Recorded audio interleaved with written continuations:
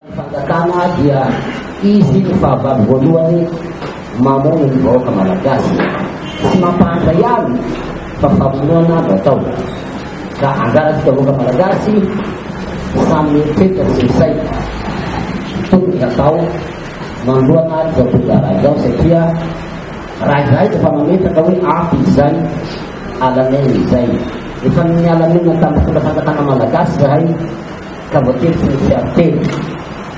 tsy valy faty fa ny fiarovatena tsy misy atao satria tsy fanjakana fiahy azy ny olombelona raha izao famonoana finovatibiana atao ny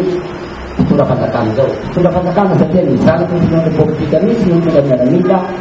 namona afaty mpitondra ny politika ary nanomba ny harenany vaty misy finoana sy fataky filazana azy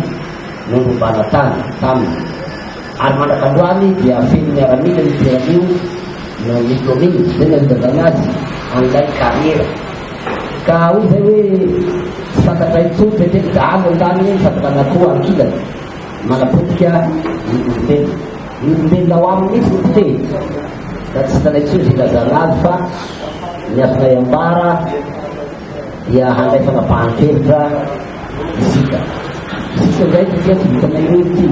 marina fizahay no maratra n'androany fa raha fitavakatiko aminareo koa tsika tsy misy miara-mentana tiavy tena satria tsy fanjakana azo ny amperan'izony zao